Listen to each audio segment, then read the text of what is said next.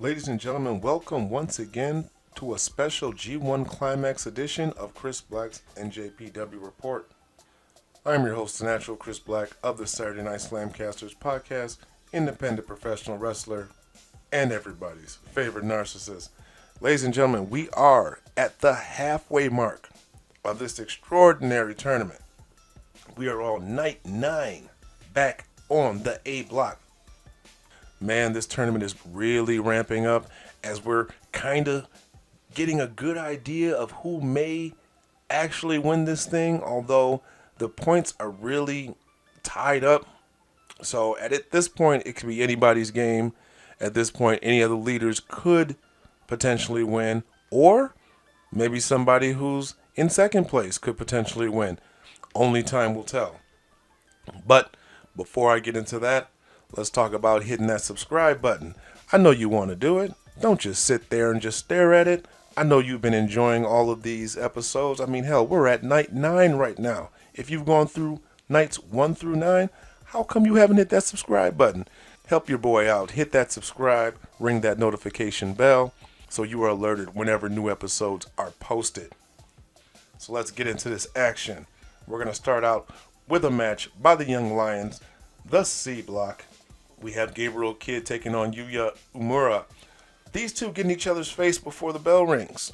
There's a little bit of a standoff. When the bell rings, it turns into a very fast-paced mat wrestling match where they do my favorite test the strength spot that goes into the monkey flip. These guys are really good at cinching in these holds. Again, everything looks tight. Everything looks good. I absolutely love watching the Young Lions matches. These two start trading forearms with Umura coming out on top. I think he needs to be a little bit more aggressive. For some odd reason, it seems like as the tournament goes on, his aggression has been going down.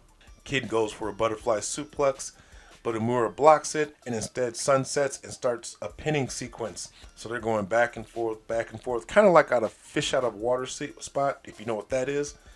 Umura locks on a Boston Crab, but Kid is able to get to the rope to break the hold. Umura hits that double underhook suplex, then puts him right back into that crab, but places it higher up, kind of like Walls of Jericho, and Kid has no choice but to tap out. So, the commentators were speaking about, we're actually going to have a C block winner this year, so it's no longer an unofficial C block, it is the official C block. So I had to look up the points. So the points are as follows. We have Tsuji ahead with 7 points. Umura is at 6 points. And Gabriel Kid is in last place with 5 points. But as you can see, the point spread isn't that far. 7, 6, and 5. It's anyone's game at this point. It's going to be interesting to see which one of these Young Lions win.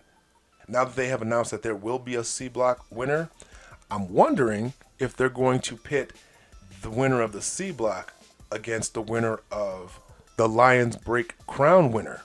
That could be interesting. All right, so let's get into some tournament action. The very first match we have Yujiro Takahashi taking on Shingo Tagaki, and this is their first singles meeting, I'm hearing. Tagaki obviously has the strength advantage.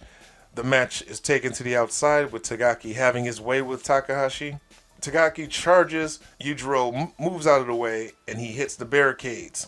Yujiro takes advantage for a bit and hits a reverse DDT onto the apron. You know, it was kind of comical seeing Yujiro beat on Tagaki, but he remains in control, getting real cocky, taunting Shingo. We all know that Yujiro ain't going to win. I don't know why they playing with us, playing with our emotions. Got Yujiro bumping around Shingo like he's some type of jobber. Anyway, these guys start trading forearms. Shingo starts throwing his weight around and finally is back in control. Yujiro hits another reverse DDT, followed by a fisherman buster. These two start exchanging blows once again. It's going back and forth with various strikes and ends with a hard lariat. Yujiro then hits an angle slam onto Shingo and tries to go for the pimp juice, but Shingo escapes and starts to batter Yujiro. In my opinion, this match has gone on a little bit too long. This should have been an easy one and done. Shingo should have taken him out within the first 5 minutes, in my opinion.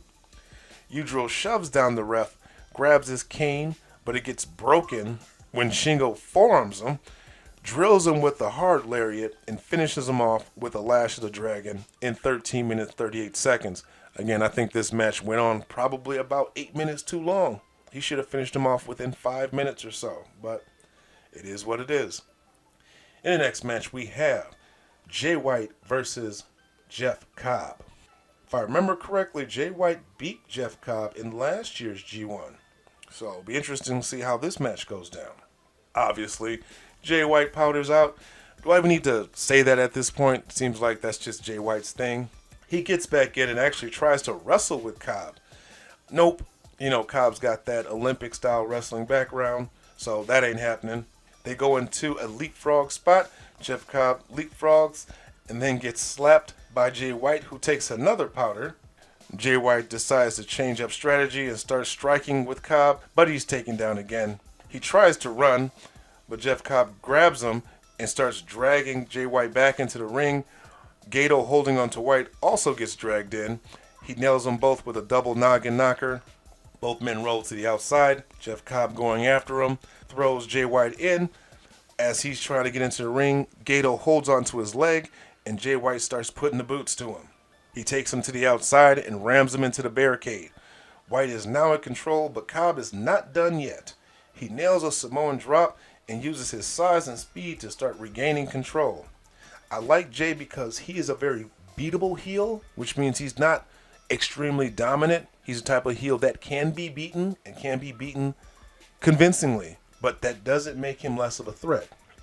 Besides, he has all the dirty tactics in the world at his disposal. Jay White hits a blade buster and starts to become more aggressive, outmaneuvering Cobb now, and goes right after the knee. But Jeff Cobb's strength keeps him alive, throwing Jay around like a rag doll. Gato tries to get the distraction, but it doesn't work, as Jeff Cobb nails a tour of the islands for the victory in 12 minutes 24 seconds. God damn it, Jay White is now 2 losses in a row. Come on now, pick it up. You're my pick to win. You gotta do better than that. In the next match, we have Kazuchika Okada taking on Minoru Suzuki. Suzuki walks in. He looks like he's in no big rush. Looks extremely focused. He ties up Okada, making it look real easy. Okada starts working on leg holds, keeping Suzuki grounded, but he escapes and continues to stretch Okada. He starts stomping on the back, which is still taped up, and starts provoking Okada into a striking exchange. He grabs hold of one of Okada's arms and does the armbar on the rope, pulls Okada outside and tosses him into the barricade, and starts working his arm over using the barricade, kind of putting his arm around, wrapping the arm around the barricade, putting on a little extra torque. Suzuki is in control, tying him up some more. Okada has been on defense for most of this match. Is it just me, or Okada just hasn't been the same Okada during this entire tournament? But maybe his head ain't right. I don't know. Both men go back to striking each other. Suzuki goes for a sleeper, then the Gotch-style pile driver, but Okada reverses it for a neck breaker. Suzuki puts his hand behind his back and starts taking European uppercuts, just eating them from Okada. He's just eating them and taking it. Then, here comes the open hand slaps. And after the 4th one, Okada is rocked. But that doesn't stop him, as Okada still manages to nail a spinning tombstone and then locks in the money clip. Suzuki is able to escape, but due to all that arm work, Okada's strikes are not that effective, and then nails a desperate rainmaker. Doesn't get all of it, but he gets some of it. Suzuki goes for another Gotch-style pile driver, but Okada slips out, cradles him up, and gets a surprise pin in 14 minutes 10 seconds. Suzuki is absolutely livid on the outside, kicking the guardrail. You can tell he's absolutely pissed. Alright, on to the next match. We have some heavy hitters. We have Taichi taking on Tomohiro Ishii. Both men were a little slow to engage before going in for the attack, but both were slow to engage, but then Taichi goes in for the attack. Ishii just shrugs it off. They start exchanging strikes, chops, kicks. Ishii finally goes down, but then rolls to the outside. Taichi grabs that timekeeper hammer and nails Ishii right in front of the ref. Of course, it's Red Shoes, so when he rolls in and tries to pin him, Red Shoes doesn't count. You know, Red Shoes may allow a lot of bullshit on the outside of the ring, but he's not going to allow a pin after that bullshit. Taichi is now in control of Ishii and starts taunting him with kicks to the head and the chest. Because of this, Ishii wakes up and begins to chop and forearm Taichi into the corner. Just chop, forearm, just over and over again. This is more like a fight than an actual match. Taichi is able to drop Ishii with a kick to the head, as Taichi does. Taichi is getting the best strikes in this match. Again, one of the most underrated strikers. They want to talk about heavy hitters in New Japan. Taichi needs to be in that conversation. He picks him up for a Black Mephisto, but Ishii is able to get out of it and nails a hard lariat. Ishii starts to absorb all the strikes, powers up, and finally starts making a comeback. He picks up Taichi for a brainbuster, but Taichi is able to escape and throws the ref right into Ishii, who pushes the ref to the side. Here comes the dick kick. Then the Taichi clutch for a very close 2 count. Taichi picks up the much bigger Ishii, delivers a last ride powerbomb, but Ishii does kick out of that. Ishii Germans Taichi, who pops up and catches him with the headbutt. So there's a long sequence of back and forth trying to put each other away, but in the end, it's a vertical drop brainbuster by Ishii that finally puts Taichi away in 18 minutes 42 seconds. Now on to the main event, where we have Will Osprey taking on Kota Ibushi. Match starts out with a little bit of mat wrestling, which seems pretty evenly matched between these two.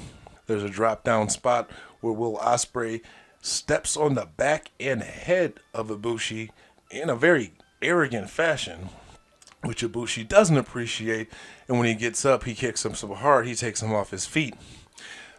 Then we get some acrobatics as each try to outdo each other. Taking the match to the outside, Will Osprey is able to gain the advantage.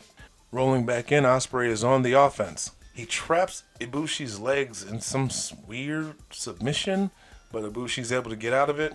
Now Ibushi is able to take over the match. This match has a lot of offense and escapes during the match. Pretty exciting. Ibushi, I feel, needs to have a little more fire. Perhaps he needs to go dark and start kicking Osprey's ass, but that's just my wishful thinking. They attempt the top rope Rana with Will Osprey landing on his feet, but not as smooth as last year, as Will Osprey kind of stumbled a bit. Here comes some more strikes.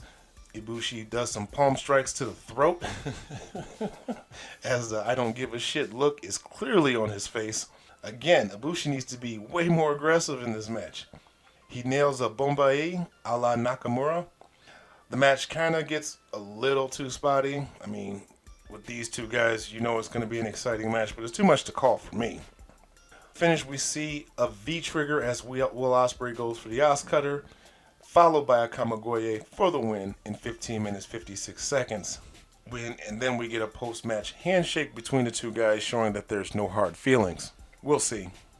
I think Will Osprey is on the path to the dark side. Just my opinion. Alright, once again, it's always hard picking the match of the night, but as you know, it is my favorite match of the night, not necessarily the general consensus. So again, these are my personal match of the nights. So with that being said, my match of the night for tonight is going to be Tomohiro Ishii versus Taichi. Again, I appreciate the striking game by both of these competitors, especially Taichi.